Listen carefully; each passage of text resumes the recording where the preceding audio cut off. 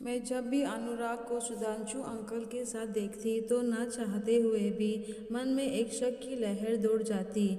बिल्कुल वही नुकीली नाक, ऊंचा माथा, भूरी आंखें और चौड़ी थोड़ी जैसे दोनों पड़ोसी नहीं बल्कि बाप बेटे हो।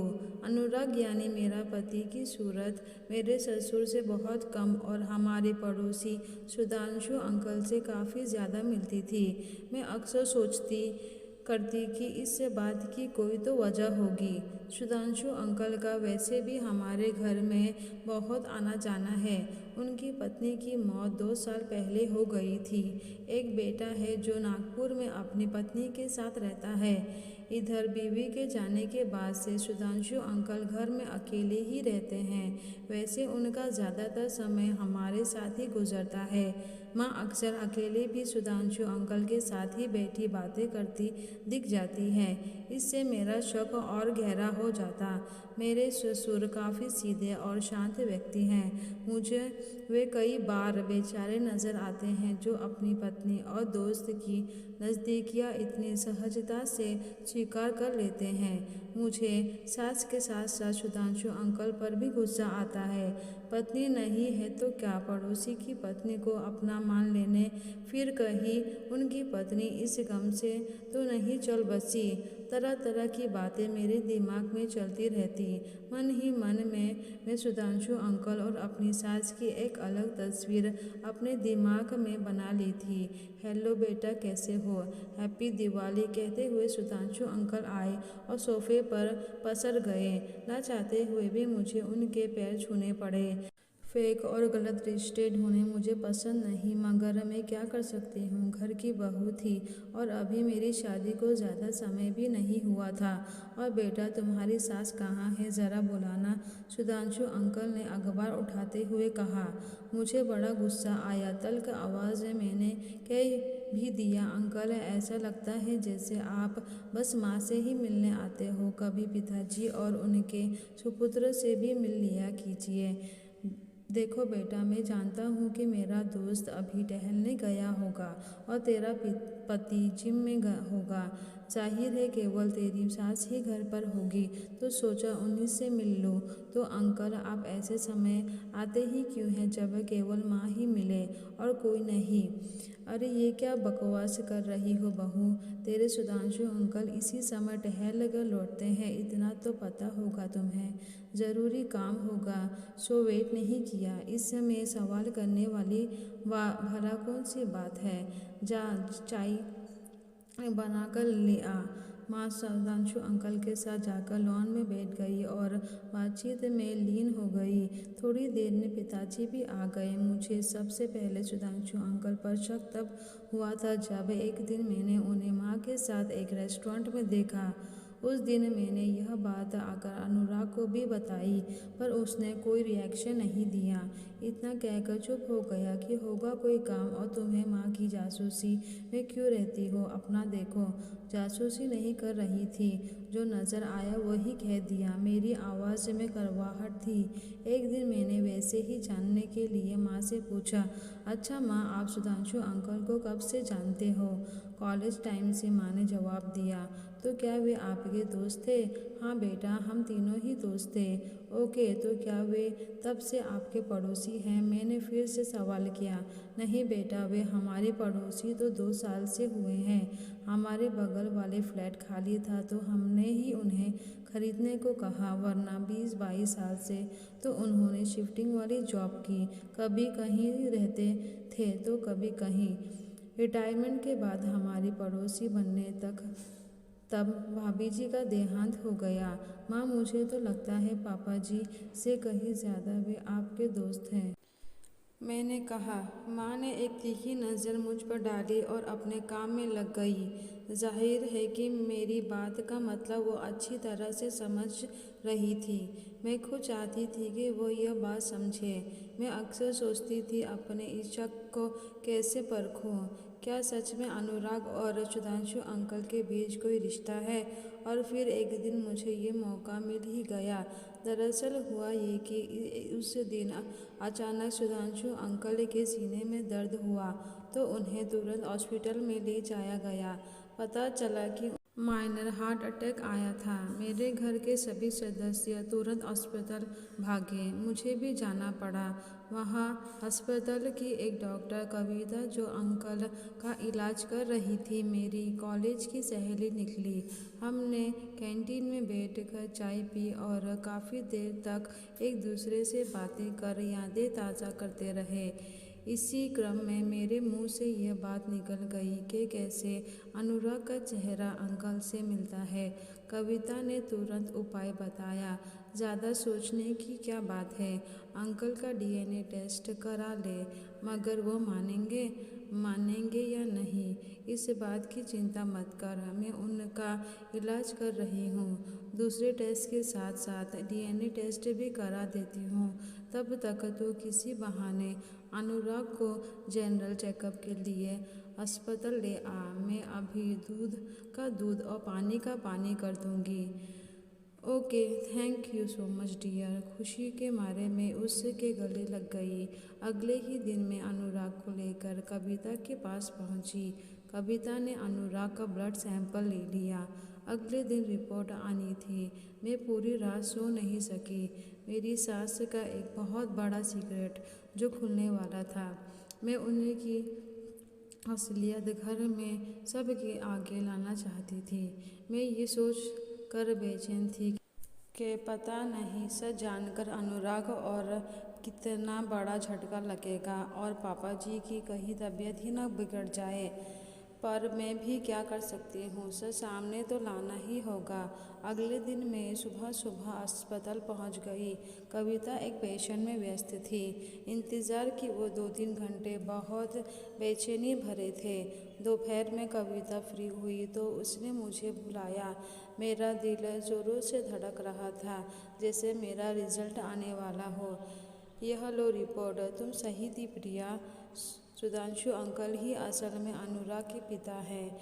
यानी मेरे शक सही निकला। मैंने ठंडी सांस ली। अब मुझे अपनी सास के इस राज से पर्दा उठाने का जरिया मिल गया था। मैं घर गई। शाम का समय था।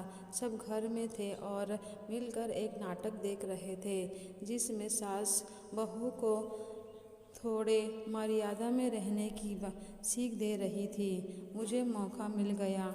मैंने तुरंत कटाक्ष किया। आजकल की तो सासों का तो पता ही नहीं चलता।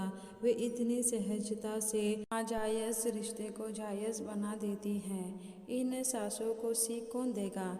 मेरे मुंह से अचानक ऐसी बात सुनकर माँ के साथ साथ पिताजी और अनुराग भी मेरे मुंह ताकने लगे। मैंने अपनी सास की तरफ देखते हुए कहा, क्यों माँ, आपने कभी अवैध रिश्ता नहीं रखे? यह क्या बकवास कर रही हो प्रिया? ऐसी बातें की जाती है माँ से, अनुराग चिल्लाया। सही बात ही कह रही हूँ अनुराग, तुम्हें कितना भी चुभे, पर सच तो यही है कि माँ कोई दूध की धुली नहीं। सुधांशु अंकल के साथ नाजायज़ रिश्ता है उनका। प्रिया गुस्से से अनुराग ने मुझे एक थप्पड़ जड़ दिया। पापा जी नज़र बचाते कमरे से बाहर निकल गए। मैंने अनुराग के आगे रिपोर्ट रखते हुए कहा, देख लो मैं सच कह रही हूँ या झूठ, अपनी आंखों से देख लो। अनुराग ने रिपोर्ट पढ़ी और सत्ते में आ गया। सास चुपचाप बैठी टीवी देखती रही। माँ सबकी आंखों में धूल झोंक सकती है, पर मेरी आंखों में नहीं। बहुत पुराना नाजायज़ रिश्ता चल रहा है इनके बीच में। गुस्से में कुछ और कहती, तब तक पिताजी सामने आ गए। मेरे पास वाले सोफे पर बैठते हुए बोले, बेटा, धूल झोंकना तब कहा जाता है जब कोई काम छुप कर किया जाए। यानी पापा जी, आपको सब पता था, फिर भी आपने कभी उन्हीं की जुबान नहीं खोली। बेटा, सिर्फ पता ही नहीं था, बल्कि सच तो ये है कि मैंने ही कहा था ऐसा करने को। यह आप क्या कह रहे हैं पिताजी? पिताजी की बात सुनकर मैं दंग रह गई थी। मैं सही कह रहा हूँ बेटा अनुराग, सुनो, कुछ न कहो, जाने दो। माँ ने उन्हें टोका था। कहना तो पड़ेगा मधु, पिताजी ने आज सब सच कह देने का मन बना लिया था। मैं आश्चर्य से पिताजी की तरफ देख रही थी। उन्होंने कहा, प्रिया, असल में ऐसा करने के लिए मैंने ही कहा था। हमें एक औलाद चाहिए थी और मैं मधु को संतान सुख नहीं दे पाया। तब हमने तय किया कि बच्चा गोद लेंगे, मगर मैं मधु की संतान चाहता था। उसी दौरान मुझे एक पुरानी फिल्म से आइडिया आया। मैंने एक दिन के लिए मधु को सुधांशु के करीब जाने की रिक्वेस्ट की और इस बारे में सुधांशु से भी बात की, मगर दोनों ने ही इसके लिए तैयार नहीं थे। तब मैंने बहुत मुश्किल से मधु को कसम देकर इस बात के लिए तैयार कर लिया। एक रात सुधांशु हमारे घर आया तो मैंने उसके साथ बैठकर खूब शराब पी। मैंने शराब इसलिए पी ताकि ऐसा करवा सकूं और इस दर्द को पी जाऊं। उधर सुधांशु को शराब इसलिए पिलाई ताकि नशे में उसे कुछ होश न रहे और मेरी योजना पूरी हो जाए। सुधांशु को तो यह बात पता भी नहीं कि उस रात ऐसा कुछ हुआ था। नशे की हालत में ही मधु और सुधांशु को कमरे में छोड़ कर मैं निकल गया। उस रात में मैंने जानबूझकर मधु को सुधांशु की बीवी वाले कपड़े पहनाए थे और वैसे ही हेयर स्टाइल कराया था। मधु ने बहुत मुश्किल से सुधांशु के करीब जाने की बात स्वीकारी थी। इसका दिल भी ऐसा करना स्वीकार नहीं कर रहा था। इधर नशे में सुधांशु ने मधु को अपनी पत्नी प्रीति समझ कर रिश्ता बनाया। मधु के गर्भ में अनुराग का आगमन हुआ। आज तक हम दोनों पति पत्नी ने यह बात सुधांशु से छिपा कर रखी है। बहू, प्लीज़ उसे कुछ मत बताना। मैं कुछ बोलने की हालत में नहीं थी। पिताजी ने अपनी बात कहकर मेरी बोलती बंद कर दी थी। हमें पता भी नहीं चला कि कब सुधांशु अंकल ने दरवाजे के पीछे खड़े होकर सारी बातें सुन ली थी। उन्होंने कमरे में प्रवेश किया और दोस्त को धक्का मारते हुए चीख पड़े, यह सब तूने क्या किया अरविंद? ऐसा क्यों किया? मुझसे कह देता, मैं अपना बेटा तुझे दे देता। पर इस तरह चोरी छुपे ये सब करवाना मैं तुझे कभी माफ़ नहीं कर पाऊंगा अरविंद। अब कभी तुझसे बात भी नहीं करूंगा, कभी नहीं आऊंगा तेरे घर तुझसे मिलने, कहकर वे चले गए। घर में हर कोई उदास हो गए थे। पिताजी खुद से नज़र नहीं मिला पा रहे थे तो माँ ने खुद को एक कमरे में बंद कर लिया था। मैं खुद को दोषी महसूस कर रही थी, मगर मेरी समझ में ये नहीं आ रहा था कि आखिर इसमें इतनी बड़ी बात क्या हो गई। जो सच था वही तो सामने आया था। अनुराग ने गुस्से में मुझसे कहा था, अब खुशी मिली गई तुम्हें? तुम्हारे कारण पूरे घर में सन्नाटा पसर गया और दिल में तूफान उतर आया। और अनुराग, मैंने ऐसा क्या कर दिया? जो सच था वही तो सामने आया ना। कुछ बातें छिपी रहे तभी सही होती है प्रिया, क्योंकि उस समय की परिस्थितियाँ या हालात हम नहीं समझ सकते। इस तरह वो बात सामने लाकर तुमने बिल्कुल भी सही नहीं किया है। मैं असमंजस में थी। अनुराग ने मुझे ही दोषी करार दिया था। मुझे समझ नहीं आ रहा था कि अब सब ठीक कैसे करूं। सास मुझसे बात करने को तैयार नहीं थी। सुधांशु अंकल ने भी घर आना बिल्कुल बंद कर दिया था और पिताजी मुझसे नज़र ही नहीं मिला रहे थे, दूर दूर भाग रहे थे। खाना तैयार कर सबको आवाज़ देती पर कोई खाना नहीं आता। फिर खुद ही ज़बरदस्ती अनुराग को खिला कर आती और अनुराग के हाथ माँ और पिताजी के पास खाना भिजवाती। ऐसा माहौल में मुझे भी बेचैनी लगने लगी थी। कुछ भी अच्छा नहीं लग रहा था। इस बीच पिताजी की तबीयत खराब हो गई। उनके पेट में दर्द था और बुखार भी आ रहा था। अनुराग ने बताया कि उन्हें पहले किडनी की प्रॉब्लम हो चुकी है। हम फटाफट उन्हें डॉक्टर के पास लेकर पहुँचे। रास्ते में अनुराग ने मुझे एक बात और बताई। उसने कहा, कुछ सालों पहले पापा की दोनों किडनी खराब हो गई थी। वे महीनों हॉस्पिटल में रहे थे। मैं किडनी देना चाहता था पर उसमें कुछ प्रॉब्लम आ गई और मेरी किडनी नहीं लग सकी। ऐसे में एक दिन सुधांशु अंकल आए। उस वक्त वे हैदराबाद में पोस्टिंग थे, पर पापा की तबीयत के बारे में सुनकर दिल्ली आ गए। बिना किसी के सलाह लिए एक झटके में उन्होंने पापा को अपनी एक किडनी देने का फैसला लिया। सुधांशु अंकल की किडनी पापा के शरीर में काम कर रही है। मेरी आंखें भर आई। मैं समझ गई कि इनकी दोस्ती कितनी गहरी है। नाहक ही मैंने इनके बीच दरार पैदा कर दी थी। पिताजी की यह हालत भी कहीं न कहीं उनके मन की उदासी और उदासी का नतीजा ही है। मैंने तय किया कि चाहे कुछ भी हो जाए, मैं सुधांशु अंकल को वापस पिताजी की ज़िंदगी में लेकर आऊँगी। शाम के समय बिना किसी को कुछ बताए मैं सुधांशु अंकल के पास पहुँच गई। वे उदास और खामोश से अपने कमरे में बैठे हुए थे। मुझे देखकर उन्होंने आश्चर्य से मेरी तरफ देखा तो मैंने उनके पैर पकड़कर रोने लगी। पिताजी, आपने मुझे एहसास दिला दिया है कि प्यार किसे कहते हैं। आप वाकई हमारे घर की खुशियों की एक सबसे ज़रूरी कड़ी है। मैंने आपके और माँ के रिश्ते पर लांछन लगाने की कोशिश की, जो सरासर गलत था। वाकई गलती मेरी थी। आपके बिना हमारा घर उजाड़ हुआ सा है। आप आकर उस घर को फिर से आबाद कर दीजिए। उम्र भर के लिए आपकी एहसानमंद रहूँगी। आपको मैंने अपना तीसरा पिता माना है। पहले मेरे अपने पिता, फिर मेरे ससुर जी जो मेरे पिता के जैसे हैं, और तीसरे आप जो सबसे प्यारे पिता हैं। यह बात मैं दिल की गहराइयों से कह रही हूँ। आपके बिना हमारा घर वीरान हो गया है। एक बार चलिए मेरे साथ। पिताजी अस्पताल में है। आपसे जब तक नहीं बात करेंगे वो ठीक नहीं हो पाएंगे। क्या हुआ है उसे? कहीं किडनी की प्रॉब्लम तो नहीं? घबराकर सुधांशु अंकल ने पूछा। प्रॉब्लम तो वही है अंकल, पर उसका सीधा नाता दिमाग से भी है। आपसे मिलकर वे ठीक हो जाएंगे, ऐसा मेरा विश्वास है। प्लीज़ आप मेरे साथ चलिए। कहते हुए मैंने उनके पैर फिर से पकड़ लिए। उन्होंने मुझे सीने से लगा लिया और तुरंत गाड़ी निकाली।